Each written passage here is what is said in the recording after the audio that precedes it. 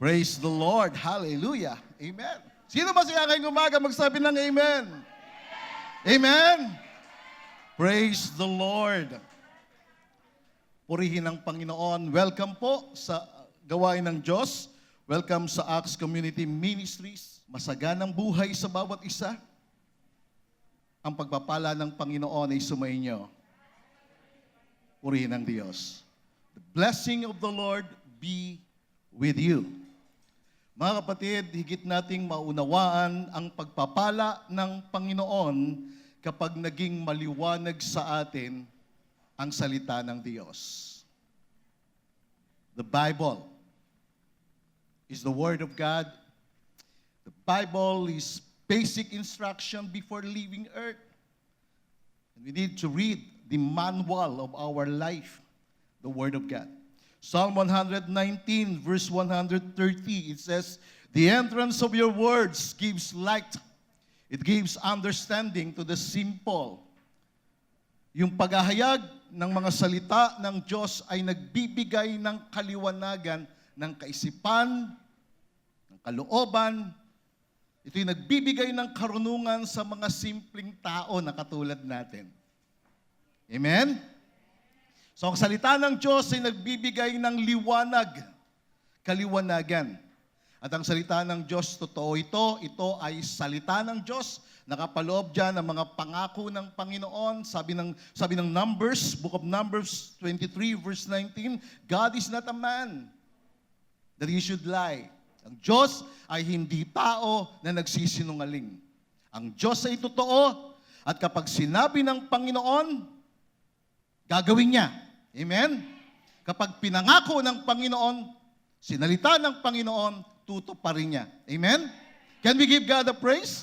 Palakpakan lang natin ng Panginoon. He has spoken. Will He not make it good?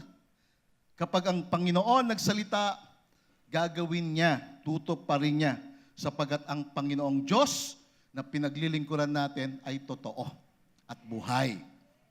Lahat ng kanyang sinasabi, dapat nating panghawakan, paniwalaan natin, apply natin sa buhay natin. Sapagkat sabi ng Psalm 33 verse 4, in the New International Version, it says, "For the word of the Lord is right and true. He is faithful in all He does." Ang mga salita ng Panginoon, ito ay totoo, ito ay tama. Siya ay tapat sa lahat ng kanyang ginagawa. Tapat ang Diyos sa atin, magmula pa nung tayo'y ipinanganak, at tapat ang Diyos sa atin, lalo pat nung tayo po'y nagsimula sa gawain ng Panginoon. Kaya po, paalala ko po sa inyo, tayo po ay magse-celebrate ng ating 20th year anniversary. At ang theme po natin is about the blessing. Amen? The blessing, it is the ultimate blessing of God. It is the source of all the blessings of God. Kaya pagka sa Bible nyo, nabasa nyo yung word na blessing, no? Na pagka sinabi ng Diyos, my blessing or His blessing, talks about the ultimate blessing of God. It is the source of all the blessings, all the goodness of God. Kaya napakaganda na binabasa, inaaral ang salita ng Panginoon, no, na makilala mo ang Diyos na pinaglilingkuran mo, sapagkat ang Diyos ay Diyos ng kabutihan, siya ang Diyos na nagpapala sa ating buhay. So the blessing of the Lord, it is the source of all His blessings. Kaya nga sa March 24, no, pakisabi sa katabi mo, dapat nandito ka next Sunday, no, sapagkat next Sunday is our anniversary. Kaya yung theme natin for the whole month of March is about the blessing. I will speak on the power of the blessing. The blessing of God, it is powerful, mga kapatid. Ang blessing ni Lord ay irreversible. Hindi ito nare-reverse, hindi nababaliktad. Kapag pinagpala ka ng Diyos, you are blessed sa iyong buong buhay. Amen? For the rest of your life, you are blessed. When God declared His blessing, when God pronounced His blessing, it is the spoken word. Therefore, you are blessed. You see, the blessing is the empowerment of God for the success of the believers. Ito yung nag-empower. Yung blessing ni Lord, ito yung magbibigay sa iyo ng empowerment for you to live victoriously. For you to succeed in this life. No? Magtagumpay ka sa buhay na to. And on March 31, I will speak on the anointing of the blessing. The anointing of the blessing. The blessing is the anointing of the Holy Spirit that gives approval in the lives of the believers, allowing them to enjoy God's favor. Wow! Kaya kapag nasa iyo yung anointing ng Holy Spirit, ito yung nagbibigay sa iyo ng approval. Ina-approve ka ng Panginoon. Kaya yung anointing, ito yung mismong the Holy Spirit, no? Sa buhay natin, siya yung nagbibigay ng selyo sa iyo. Siya yung nagbibigay ng approval sa isang mananampalataya para ma-enjoy niya o ma-enjoy mo yung favor ng Panginoon. Amen? Excited ba kayo? Excited ako mga kapatid. Pagkatingnan mo yung mukha ng katabi mo, parang masaya ba? Amen? Alam nyo, nais ni Lord na lagi tayo maging masaya, na excited tayo sa buhay. Sa katotohanan, no, every day I think about the blessing of God. I speak about the blessing of God, and I'm under the blessing of God. Kasi yun ang nais ng Panginoon sa atin eh. Mabuhay ka, na ikaw ay pinagpala ng Panginoon. Hindi malungkot, hindi ka, kumbaga kahit na of course merong atake, may pagsubok, yes, but you can still live under the blessing of God. Doon ka magiging malakas eh. Doon ka magiging matibay. So today, I will speak on this subject about the blessing of the Lord. Amen? Ang pagpapala ng Panginoon. Mga kapatid, ang pagpapala ng Panginoon, ito ay matindi. The blessing of the Lord is the covenant of Jesus Christ that overrides the curse. Ang pagpapala ng Diyos, ito yung tipan ng Panginoong Hesus sa atin. That is the reason why Jesus died on the cross. The shedding of His blood ratifies the eternal covenant, the better covenant with better promises. So, the blessing of God, the blessing of the Lord, it is the covenant of the Lord Jesus Christ that overrides the curse. Na ito ay nagtatagumpay laban sa sumpa. Ito ay pinapalitan ng pagpapala yung sumpa. To override means to prevail over something by force or authority. No? Yun ang ibig sabihin ng to override. Kumbaga, ito ay nananaig sapagkat ito ay merong authority o may kapangyarihan na manaig laban sa sumpa. So yung pagpapala ng Diyos, ito ay makapangyarihan. Ito ay nananaig. Ito ay nagtatagumpay sapagkat ang Diyos mismo ay merong authority upang manaig siya laban sa sumpa.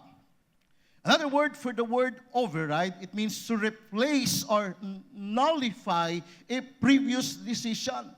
So nire-replace nito, pinapalitan nito, no, pinapawalang bisa nito yung naunang decision o gawa sa pamagitan ng bago.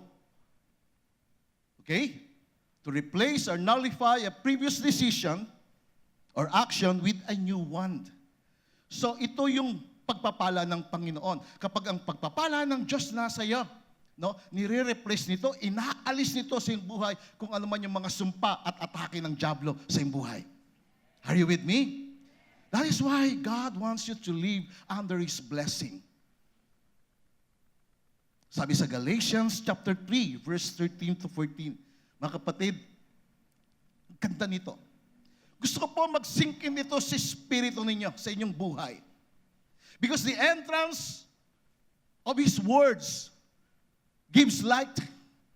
Ang salita ng Diyos ay nagbibigay ng enlightenment, nagbibigay ng liwanag. Kaya itong sinabi sa Galatians 3, verse 13, maliwanag ito na tinubos ka. Pakisabi sa katabi mo, tinubos ka. Tinubos tayo ni Kristo mula sa sumpa ng kautusan nang siya'y naging sumpa para sa atin, sapagkat nasusulat, sumpain ang bawat binibitay sa punong kahoy. Talatang 14, upang kay Kristo Jesus, ang pagpapala ni Abraham ay dumating sa mga hintil. Tayo po yung mga hintil upang ating tanggapin ang pangako ng Espiritu. Tandaan natin, ang Diyos hindi nagsisinungaling. Hindi siya katulad ng tao. No? Ang Diyos kapag sinabi niya, ginagawa niya. Meron siyang pangako at ang kanyang pangako ay kanyang ginagawa. That's why I'm so excited to serve the Lord. Because wala siyang ipinangako na hindi niya ginawa. Lahat ng sinabi ng Panginoon, kanyang tinutupad. Amen? Sabi rito, upang kay Kristo Jesus, ang pagpapala ni Abraham ay dumating sa mga hintil. Kumbaga yung pagpapala ng Diyos kay Abraham magpatuloy sa atin. Ito'y nagpatuloy si Abraham sa kanyang kapanahunan. Siya yung pinakamayaman, spiritually, mentally, emotionally, financially. Pinakamayaman siya sa kanyang kapanahunan. At ang yaman niya, yung pagpapala na yun ng Diyos na nagresulta sa kanyang pagyaman, pagsagana ng kanyang buhay, ay naipasa niya kay Isaac na kanyang anak. At si Isaac ay pinagpala ng Diyos. At ang pagpapala ng Diyos ay dumaloy maging sa anak ni Isaac na si Jacob, si Jacob. Jacob experienced the blessing of God 3 times sa kanyang buhay. 3 beses na dineclare sa kanya yung pagpapala. At yung pagpapala na yon ay naipasa din kay Joseph sa Genesis 39 verse 5. The blessing of the Lord was upon Joseph. So yung pagpapala na ito ng Panginoon ay dumadaloy. Ito'y pangako ng Espiritu sa pamamagitan ng pananampalataya. Pagkatapik mo ang katabi mo, sabi mo sa kanya, sa pamamagitan ng pananampalataya. Kaya mga kapatid, nais kong sabihin sa inyo, napakahalaga ng pananampalataya sa Diyos. Ito ang connection natin sa Kanya kahit saan ka pa. Kahit saan pa yung location ng iyong buhay. Kahit saan ka pa nakatira. Basta may connection ka sa Diyos at namumuhay ka sa pananampalataya sa Kanya, ang kaluguran ng Diyos ay nasa iyong buhay. Amen! Without faith, according to Hebrews chapter 11 verse 6, without faith, it is impossible to please God. So ang pagpapala ng Diyos dumadaloy sa buhay ng isang tao sa pamagitan ng pananampalataya sa Diyos. Kaya nga merong hall of faith. Ang pananampalataya ay 2 beses mo lang, ang word no faith, 2 beses mo lang makikita sa Old Testament. It's in Deuteronomy and the book of Habakkuk. No? Pero ang buhay ng mga taong naglingkod sa Kanya ay sa pamamagitan ng pananampalataya. Si Abel ay nag-alay sa Panginoon sa pamamagitan ng pananampalataya.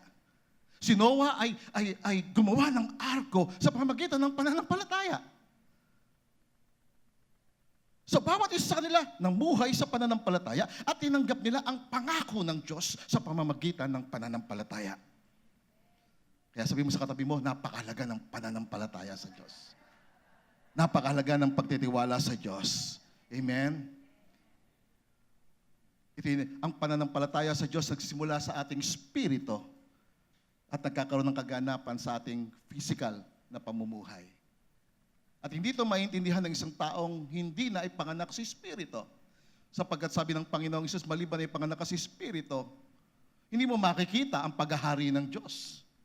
Ang paghahari ng Diyos, ang kanyang makapangyarihang pagkilos, ay sa pamagitan ng pananampalataya. At ang isang tao'y pinanganak si Espiritu na born again, ay nagkaroon ng pananampalataya kay Jesucristo. Amen? Purihin ang Panginoon. Hallelujah.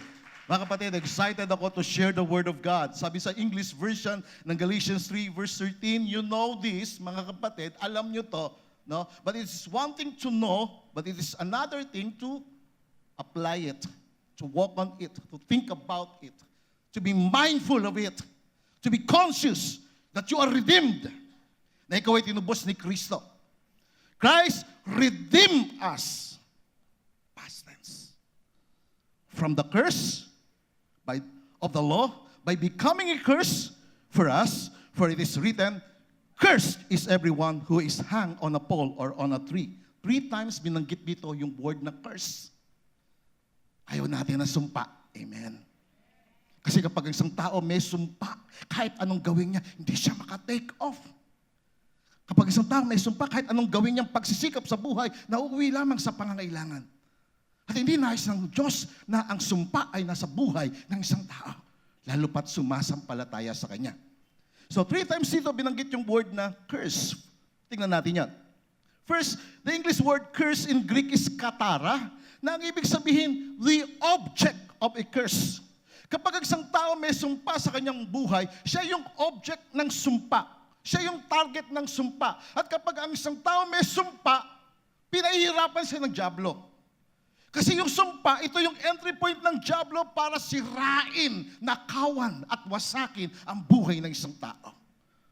Kaya makikita natin maraming tao hirap na hirap sa buhay, no? Kasi meron nakapasok na sumpa. At ang sumpa ay sa pamagitan ng kasalanan. The reason why we experience these results of these curses, no? Yung mga sumpa nito, because of Adam and Eve. They disobeyed God. Sinabi ng Diyos, maaari mong kanin ang bunga ng bunga sa Garden of Eden, pero yung bunga ng pagkakilala na mabuti at mas maog mong kakainin. At dumating ang dyablo, tinukso si Eva. At pagkatapos nung kinain ni Eva yung pagkain, yung bunga ng pagkakilala na mabuti at masama, wala namang nangyari. Pero nung kinain ni Adan, inabot niya, kay Adan, nagkaroon ng pagbabago. At pumasok ang sumpa. Pumasok ang kamatayan dahil sa kasalanan. Ang mga hayop na mababait naging mabangis. Ang lupa na dinadaluyan ng pagpapala ng Diyos ay nagsibol ng dawag at mga tinik at nagkaroon ng kalamidad dahil sa sumpa. At hindi malalaman ng tao sa panahon natin ng sumpa kung hindi sinasabi ng kautusan. So, curse is the object of a curse. Second word, curse, it is being subjected to the state of being cursed or condemned. So, kapag ang tao sinumpa, siya ay nasa ilalim o nasa estado, nasa kalagayan na-condemn siya, na sinumpa siya. And the third word, cursed, in Greek is epikataratos, na ang ibig sabihin, lying under God's curse. Makita mo, may mga tao na nakahiga na lang sa kalsada, hirap na hirap sa buhay. No? Kumbaga, merong sumpa dahil sa kasalanan. All of us are subject or object of the curse, being subjected to the curse and lying under the curse. And that is what the Bible says. But I have good news. Christ redeemed us. Amen? Christ redeemed us. Christ redeemed us from the curse of the law by becoming a curse for us. For it is written, cursed is he who hangs on a tree. Christ redeemed us. Tinubos tayo ni Kristo. Gusto ko maging clear sa inyo, mga kapatid. No? Dahil sa iyong pananampalataya kay Kristo, tinubos ka niya. Now, the word redeemed in Greek is exagorazo. No? Nire-remind ko kayo ng redemption. Which means to ransom by payment of a price. I-ransom ka, bayaran ka sa pamamagitan ng halaga. Tayo ay hinostage ng kasalanan. Hinostage tayo ng dyablo. At ang Panginoong Hesus ay nagbayad para sa iyo ng kanyang dugo. Binayaran niya ang Diyos Ama ng kanyang dugo. Ni-ransom ka, binayaran ka ng kanyang dugo. Amen? Amen. We are ransomed by the blood of Jesus. He paid the price. Pangalawang ibig sabihin ng redeemed, to rescue from loss. Kumbaga ikaw ay i-rescue, ikaw ay kunin, no? Mula doon sa pagkaligaw ng buhay. Mula doon sa pagkalayo sa Diyos. Ni-ransom, ni-rescue, and then another word for that is to recover from the power of another. Nung ikaw ay ni-redeem, nung ikaw ay tinubos, ikaw ay ni-recover, ikaw ay inalis mula sa kapangyarihan ng dyablo. Kaya walang kapangyarihan ng dyablo sa iyo. Greater is He that is in you than he that is in the world. The devil has no power sa'yo. Inalisan siya ng kapangyarihan doon sa krus. According to Colossians 2:15, Jesus made a public spectacle of Him, triumphing over Him on the cross. So ang diablo walang kapangyarihan sa iyo. Pero Pastor, bakit nakita natin na talagang may mga taong masama? Bakit nagkakaroon ng diablo sa kanila? Kasi binibigyan nila ng pagkakataon. Nakakapasok sa kanila. At ang panlaban, ang sandata ng diablo is deception. Dadayain ka sa isipan, dadayain ka sa mga naririnig mo, at kapag ikaw ay nakinig at tinanggap mo yung pandaraya na yan, then you will be deceived. But the Bible says, you are redeemed. Amen? Ikaw ay tinubos. Lahat ng sumasampalataya kay Jesucristo ay ni-ransom, ni-rescue, ni-recover mula sa power ng diablo. And then, of course, the last, ito yung pinakamahalaga eh. No? Ni-restore ka sa isang pinagpalang buhay. Can we give God the praise? Merong restoration. Merong pagpapanumbalik doon sa original condition. Genesis 1:26, God said, let us make man in our image and let them have dominion. Genesis 1 verse 28, God blessed them and said, be fruitful, multiply, replenish, subdue, and have dominion. Pero nag-fall ang tao. Okay? Pero binalik ng Diyos ang tao sa kanyang original condition ng pagpapala ng Diyos. Nang si Jesus, purihin ng Panginoon, na nagbayad sa iyo doon sa krus. Nang si Jesus, nadurog ang kanyang katawan doon sa krus. At siya ang nagbayad sa lahat ng iyong mga kasalanan. Purihin ng Panginoon. Kaya ako, every time na nagko-communion ako mga kapatid, sabi ko kay Lord doon sa bread, Lord, thank you for your body that was broken for me so that I will be healed. His body was broken for us to be healed. Mentally, emotionally, physically, healing, and of course, financially. That is the restoration of the blessing of the Lord. Kapatid, sabi mo sa kanya, sa katabi mo, kapatid, maniwala ka. Kapatid, sumampalataya ka na binayaran ka ng Panginoong Hesus, ni-ransom ka niya, ni-rescue ka niya, ni-recover ka niya, and ni-restore ka niya sa isang pinagpalang buhay. Lagay mo dito yan. Lagay mo dito yan. Ni-restore ka ng Panginoon. Kinakailangan paniwalaan mo itong nakasulat. The entrance of His words gives light. The Word of God gives enlightenment. The Word of God is right and true, and God is faithful to His Word. Kaya nga, I challenge everyone every day to read the Bible. Read your personal Bible, not just the apps in your cell phone. No.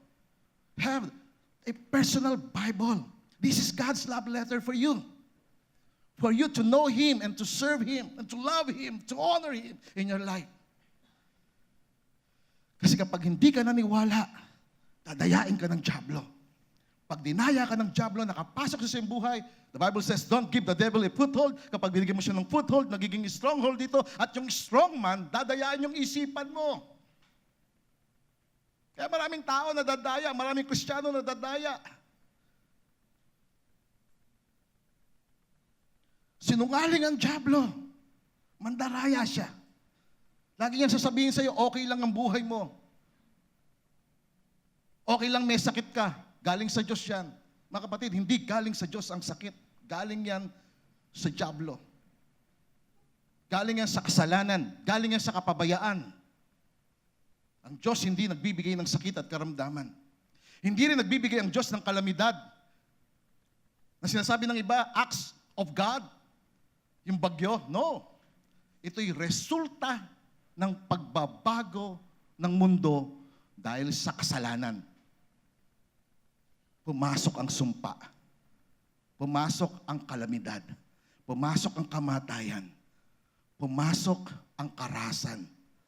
pumasok ang lahat ng kasamaan dahil sa kasalanan. So mga kapatid, nais ko ipaalala sa inyo na ang redemption ay fourfold. Una, it is spiritual salvation, forgiveness of your sin through the power of the blood of Jesus. Yung iba sa inyo kasi nakikinig lang, nanonood lang. Alam niyo kapag kami nagpipreach, take note ako. Hindi ko nilalagay dito. Hindi ko pinakikinggan lang dito. Kasi pag lumabas kayo, labas na yan. Kaya ako, minsan ginagawa ko, inuulit ko eh. Kasi dito po maraming matalino. Nakikinig lang, pagtapos paglabas wala na. Ako, ang dami kong notebook, lahat yan tinitake note ko. Tinatandaan ko, inaalaala ko lagi. Because God said, my thoughts are not your thoughts. My ways are not your ways. Sabi ni Lord, ang aking pag-iisip, hindi nyo pag-iisip. Yung mga daan ko, hindi nyo mga daan. Pero pwede mong maging pag-iisip ang pag-iisip ng Diyos. Why? Because we have the mind of Christ, the Bible says. Pwede mong daanan ang mga daan ng Diyos because of Jesus Christ. Because we believe in Christ. And the Bible says, as Christ is, so are we in this world. At ang sino ba sumusunod kay Kristo, nagiging katulad ni Kristo. Hindi po ako galit. I'm just empathic. Ini-emphasize ko lang yung nais ng Panginoon na talagang ma-inculcate, mailagay sa isip at sa puso natin na ang redemption, spiritual salvation yan. Kaligtasan yan, kapatawaran ng iyong mga kasalanan sa pamagitan ng pagtagas ng dugo ni Kristo. Pangalawa, physical healing. Kagalingan ng katawan. That is the reason why by His stripes we are healed. And we must believe and claim that. Na sa pamagitan ng kanyang masugat, tayo ay gumaling. So yung redemption, yung kamatayan ni Jesus sa krus, ito ay nagbibigay ng kapatawaran sa ating kasalanan. Ito ay nagbibigay ng kagalingan sa ating physical body. Kaya ako nung nagkasakit ako, every day I declare, I am healed by the stripes of Jesus. He was crushed. He was bruised. He was chastened for our peace, for our healing. By His stripes we are healed. Amen? Pangatlo, deliverance. Yung redemption, deliverance yan ng ating kaluluwa. Inner healing of the mind, will, and emotion. Kaya kung may mga Kristiyano na mayroong sugat sa isipan, sa kanyang kalooban, sa kanyang emosyon, at ito'y hindi natatanggal sa kanya, ibig sabihin hindi siya naniniwala doon sa redemption na ginawa ng Panginoong Hesus sa kanya. Hindi niya pinangahawakan. That's why every day we must declare it, that I am redeemed. Say it, I am redeemed. I am redeemed. Tinubos ako ni Kristo. Pinatawad ako ni Kristo. Pinagaling ako ni Kristo. Pinalaya ako ni Kristo. Pinagpala ako ni Kristo. That is the fourth. The blessed life. That is the prosperous life. No. Yan papasok niya tawag ng financial and material blessings. We're not materialistic. Pero part ng redemption, pagpalain ka talaga ng Panginoon. Amen? Part ng pagpapala ng Diyos, maranasan mo yung kanyang mga pagpapala literally.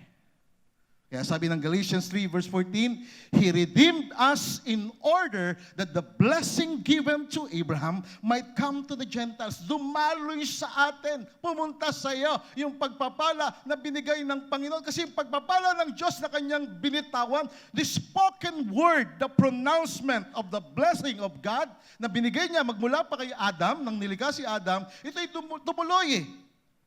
Binigay niya kay Noah eh. If you will read the Bible, Noah was blessed by God. God blessed Noah. And after Noah, then Abraham. Kaya dumalo yung pagpapala. Kaya sinabi rito, He redeemed us in order the blessing given to Abraham. Bago pa siya naging Abraham, siya ay Abram. From Adam to Abraham.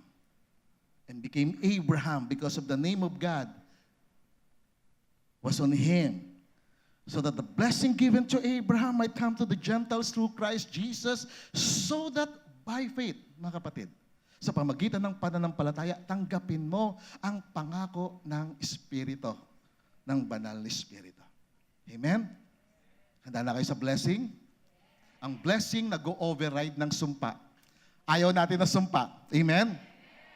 Ayaw natin ang gawa ng kaaway sa buhay natin. Amen? Ayaw natin ng kahirapan sa buhay natin. Amen? Walang tao natutuwa sa kahirapan. Hindi tayo natutuwa na sinasabi ng iba that poverty is a virtue. No. Poverty is not a virtue. Hindi katangian ng pagiging mahirap.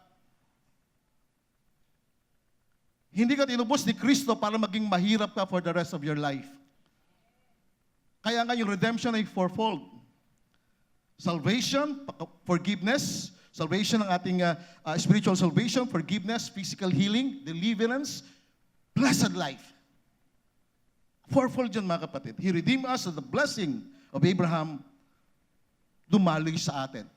Hindi natin kinukovet, inaangkin yung pagpapala ni Abraham, kundi pinapahintulutan natin ng Diyos dahil tinubos tayo ni Kristo na dumaloy sa buhay natin, dumaloy sa akin, dumaloy sa iyo, dumaloy sa katabi mo, dumaloy sa pamilya mo. Amen?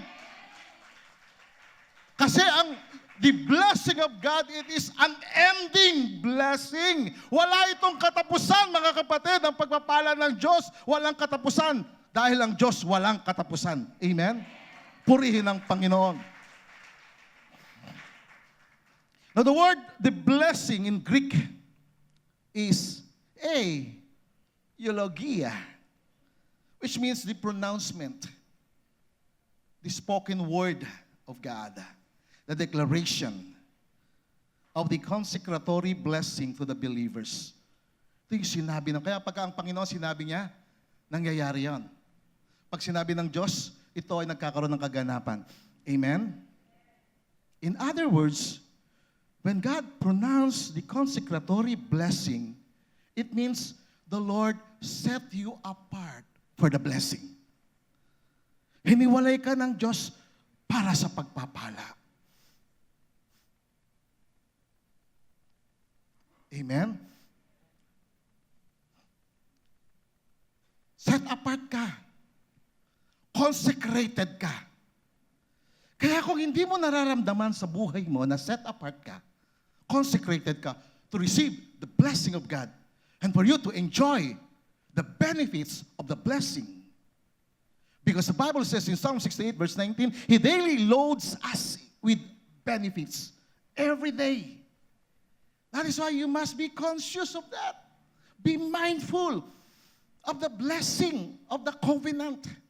Because the blessing overrides the curses. First time ko narinig yung word na override dyan sa bangko sa baba. Sabi ng teller, override please.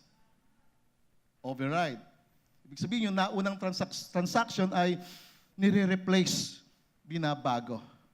So yung transaction ng kasalanan sa atin na naging dahilan upang tayo'y makaranas sa sumpa sa buhay natin, nire-replace yun. Binabago sa pamagitan ng kapangyarihan ng banal na dugo ng Panginoong Jesucristo.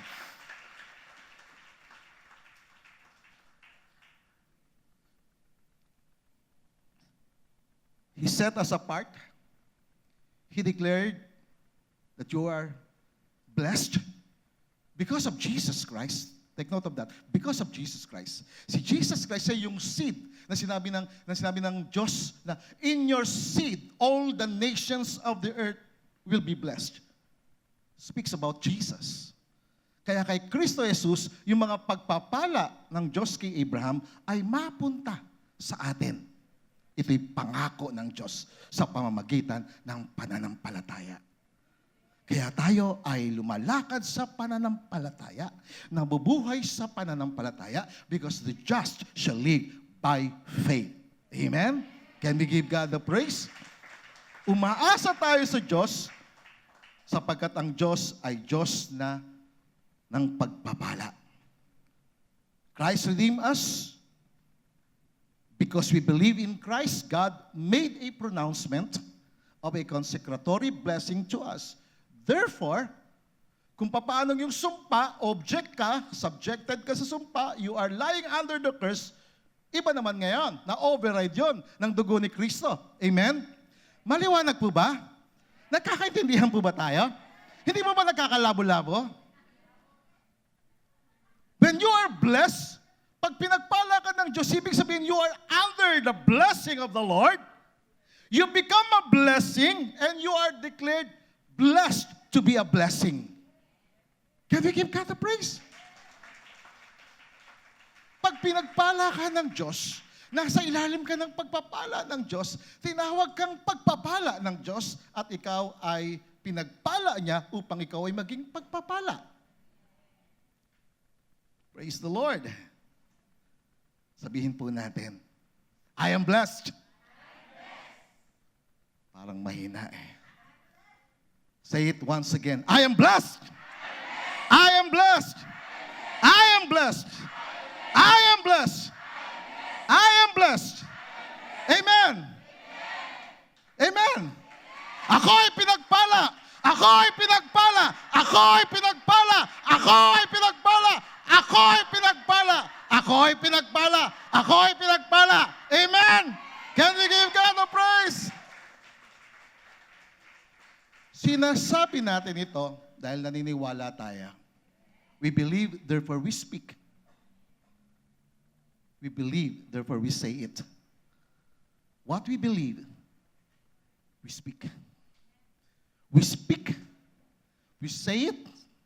We say what we believe. Amen? Ang buhay sa Diyos ay pananampalataya. Kung walang pananampalataya, hindi malulugod ang Diyos. Kaya tayo pinagpala, kaya sabi doon, yung word na receive in Greek is lambano. It means to take possession. To claim the blessing for ourselves through the promise of the Holy Spirit. Take possession. Kaya ang ganda ng worship kanina, ang taas mga kapatid ng worship. No? Nung sinabi nila rito, touching heaven, changing earth. Ang ginagawa ko sa likod, I touch heaven, I change the earth. Wow. Touching heaven, changing the earth. That's a blessing. If you are blessed, you will touch heaven and you will be a blessing to your family and to your relatives and to all the people. Amen? Sabi mo sa katabi mo, pinagpala ka. Pinagpala tayo ng Panginoon. Amen? Can we give God a praise? Kaya sabi ng Galatians 3 verse 9, just want to repeat the word again to you. Those who are of faith are blessed with believing Abraham. Silang mga nasa pananampalataya. May mga bagay sa Bible na hindi kaya maintindihan ng isipan. Pero by faith, maintindihan mo siya. May mga bagay sa buhay na to na hindi natin maintindihan. Bakit may nauuna? Bakit may nauhuli? Hindi natin maintindihan yan. Pero sa pamagitan ng pananampalataya, ipapaunawa sa atin ng Panginoon. Because God causes all things to work together for the good of those who love God. Naglalakip-lakip lahat ng bagay sa mga tao na nagmamahal sa Diyos. Now, the word blessed in that verse in Greek is eulogia. The same with the Greek word eulogia, na ang ibig sabihin, the pronouncement, the declaration, the spoken word of a consecratory blessing to the believers. Na kinoconsecrate ka ni Lord, siniset apart ka ni Lord sa isang pinagpalang buhay. Amen? Bakit? Kasi mahal ka ng Diyos. Bakit? Kasi may namatay para sa'yo. Bakit? Kasi may nagbayad sa iyong mga kasalanan at yun ay ang ating Panginoong Jesucristo. Dahil sa pag-ibig ng Diyos, ibinigay niya ang kanyang kaisa-isang anak upang ang sino mang sa kanya ay sumampalataya. Life is about faith, pagsampalataya, pagtitiwala sa Kanya. Now, let's proceed do sa ating tanong. What must we do to enjoy the blessing of the Lord? Ano dapat kong gawin? Ano dapat mong gawin? Para ma-enjoy mo. Kasi you must enjoy, experience the blessing of the Lord. That's why every day, kahit, alam mo, life is about the goodness of God, the blessing of God. Yes, of course, may atake ng dyablo, merong problema, may pagsubok, pero ino-override yan. Nire-replace yan. Nagpi-prevail dyan ang blessing ni Lord. Think about His blessing. Be conscious of the blessing of the Lord in your life. Be aware of His blessing. So what must we do to enjoy the blessing of the Lord? First, acknowledge the blessing of the Lord in your life. Acknowledge mo siya. To acknowledge the blessing of the Lord means to recognize, to appreciate, to give thanks for the benefits of the blessing that God has given to you. May tindahan ka. Pasalamatan mo ang Diyos. Lord, salamat. I recognize, I appreciate your blessing. Maraming customer ang pupunta rito. In Jesus' name. Acknowledge the Lord. It involves the expression of gratitude. When you acknowledge the blessing of the Lord, nag-express ka, nagsasalita ka ng pagpapasalamat sa lahat ng mga pagpapala na iyong tinatanggap. Lahat ng mga pagpapala na tinatanggap natin sa buhay natin, ang source niyan ay yung blessing ng Panginoon. Proverbs chapter 3 verse 6, basahin ng malakas. Sabay-sabay po kayo. Ready? Go!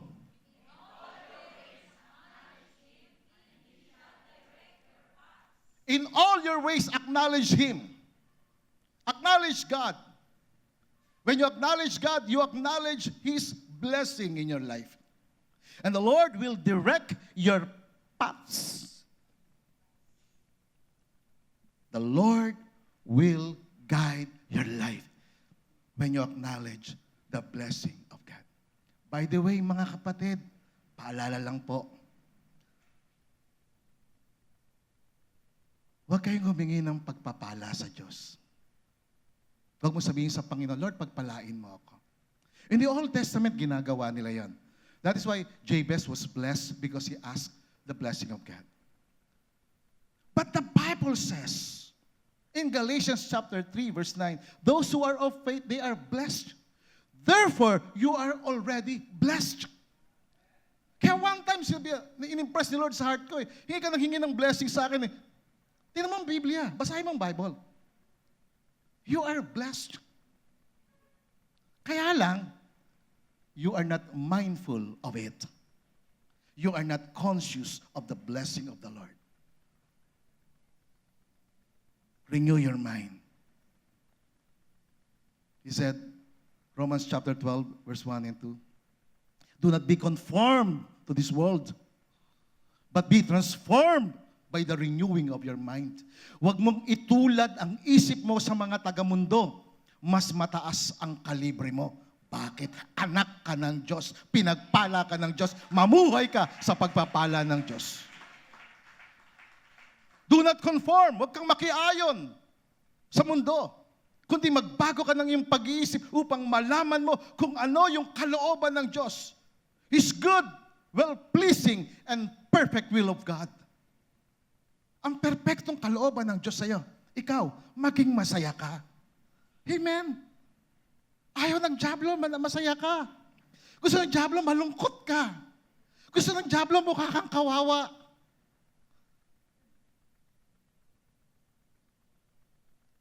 Gusto ng dyablo, mukha kang mahirap.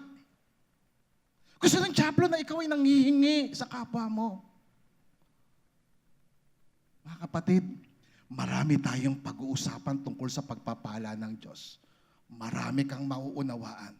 This is higher teaching, higher level, higher way of thinking. Hindi nais ng Diyos na maging katulad ka ng mundo, na namumuhay sa gawain ng mundo, kundi magbago ng isip. Kasi ikaw ay pinagpala ng Diyos. Tinubos ka ng Panginoong Diyos mula sa sumpa na override yung sumpa sa iyong buhay. Walang kapangyarihan ng sumpa sa iyong buhay. Walang kapangyarihan sa iyo ang gawa ng dyablo, kaya lamang siya nakakakilo sa iyo kasi nadadaya ka niya. Huwag kang magpadaya sa dyablo. Sinungaling ang dyablo. Amen? Mandaraya ang dyablo. Amen? Ang Diyos totoo sa kanyang salita at ang Diyos pasalamatan mo siya sa pagpapala niya sa iyong buhay. Purihin ang Panginoon. Purihin ang Diyos. Hallelujah. Acknowledge mo yung blessing ni Lord sa iyo every day. Every day. If you want to enjoy the blessing of God, huwag mong kalimutan pinagpala ka. Acknowledge mo yon. Kilalanin mo, appreciate mo yung pagpapala ng Diyos yung buhay. I-appreciate mo na ikaw ay binigyan ng pagkakataon, nagkaroon ka ng Biblia, nagbabasa ka ng Biblia, yung Biblia na binabasa mo, hingin mo sa kanya yung karunungan, maintindihan mo, maunawaan mo, because the entrance of His words gives enlightenment. It gives wisdom, understanding for the simple. Purihin ang Panginoon. Pangalawa, this is just ABC. Believe in the blessing of the Lord in your life. Maniwala ka sa pagpapala ng Diyos yung buhay. To believe in the blessing of the Lord, it means to have faith, to trust the Lord. Believing in the blessing of the Lord means living with gratitude, living with hope and a sense of purpose that your life is enriched with God Himself. Ikaw mismo, pinayaman ka, pinaunlad ka. Diba? 3 John verse 2, I desire that you may prosper in all things and be in good health, just as your soul prospers. That is the desire of God. Na sinulat ng apostol. At ang mga apostol, hindi naman sila nakapagsulat nito kung hindi sila empowered, filled by the Holy Spirit. The author of the Bible is the Holy Spirit. And the Holy Spirit came for us to lead us into all the truth, to exalt Jesus in our lives. Ma-exalt. So believe in the blessing of God. Believe at maging grateful ka sa kanyang pagpapala sa iyong buhay. Pasalamatan mo siya. Ephesians chapter 1 verse 3. Basahin niyo ng malakas. Ready? Go! All praise to God.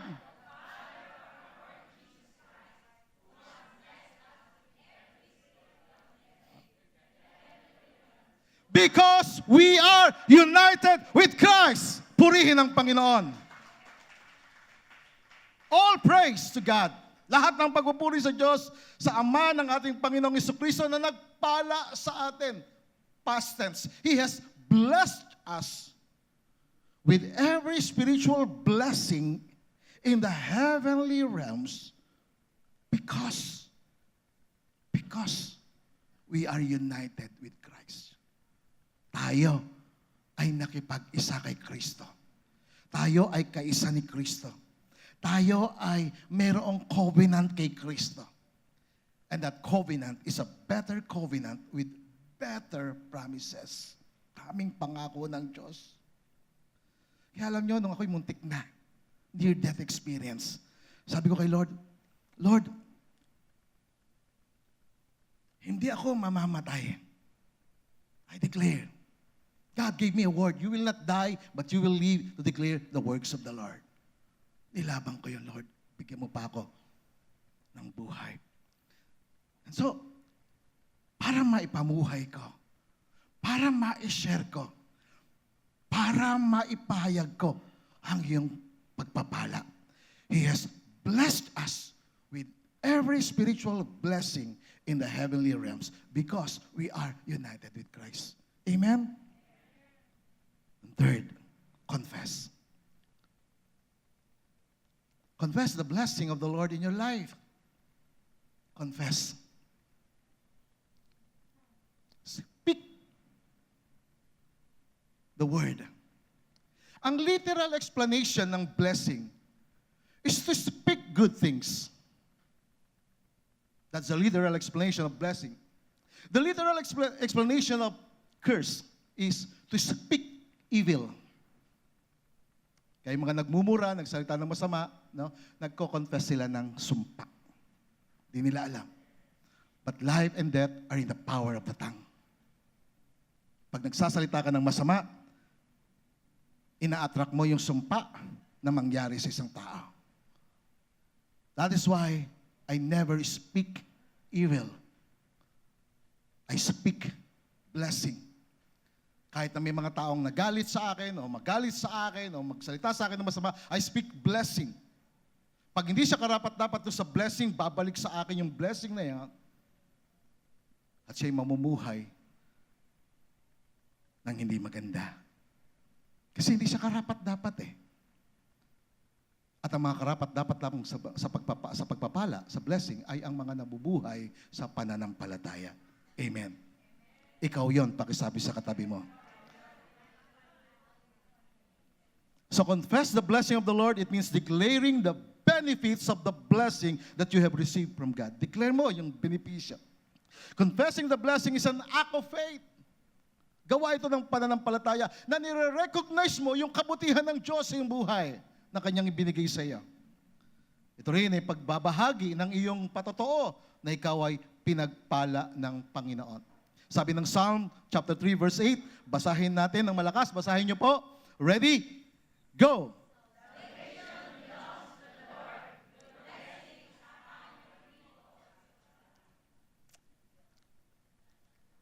Whenever you read the word blessing, it is the blessing. The ultimate blessing.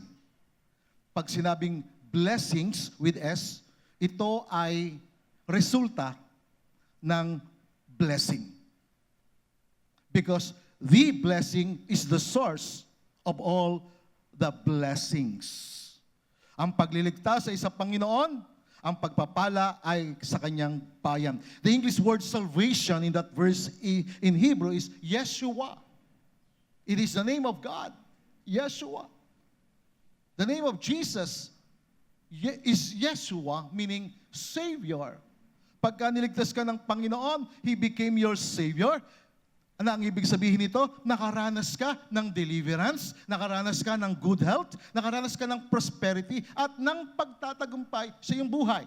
That is the meaning of the word salvation. Kaya ng redemption, forgiveness, spiritual salvation, diba? Healing, deliverance, and blessed life.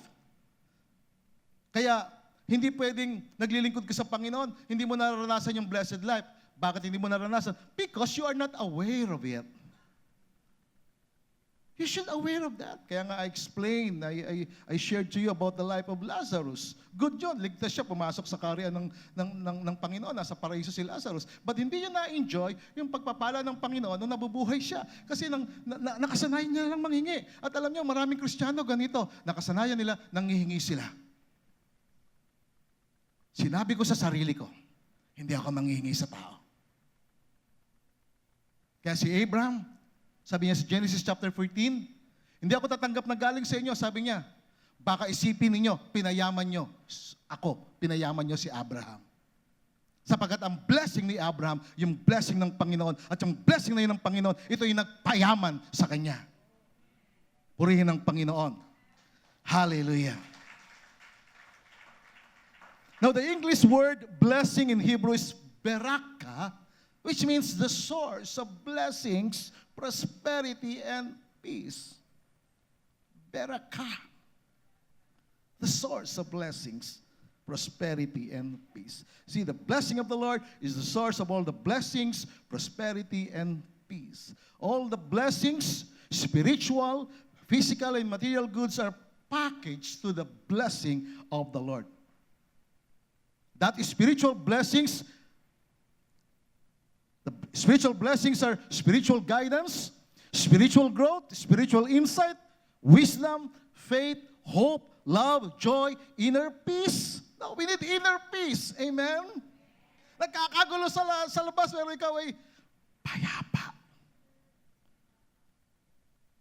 You have that spiritual well-being, a sense of purpose in life. Yan ay mga benepisyo ng blessing, spiritual blessings yan. Spiritual blessings are considered to be of higher value. Mas mataas yan kaysa doon sa mga material blessings. We need that more than material blessings. Material blessings will be added to you. When you seek the kingdom of God and His righteousness, all these things, material blessings, will be added to you. Amen? Naniniwala ba kayo doon?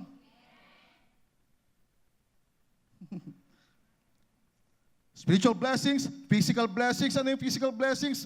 Ito ay good health, strength, vitality, energy, and safety. Physical blessings yan.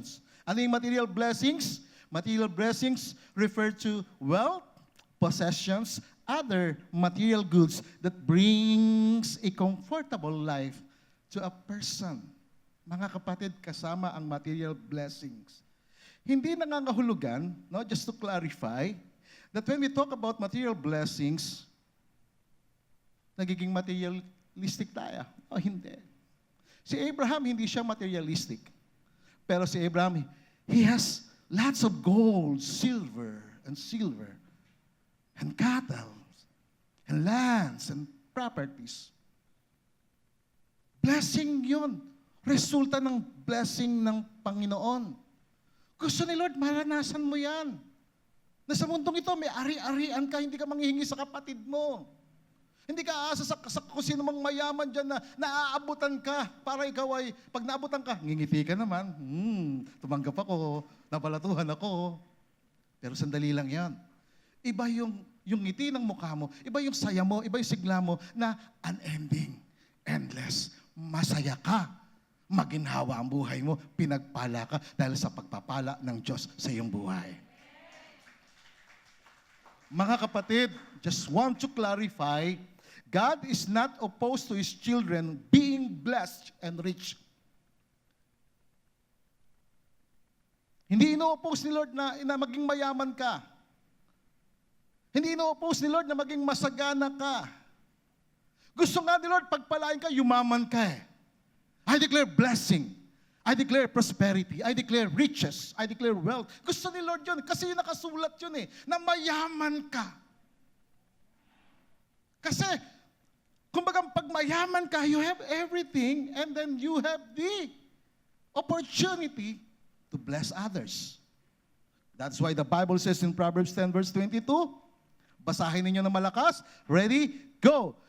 The blessing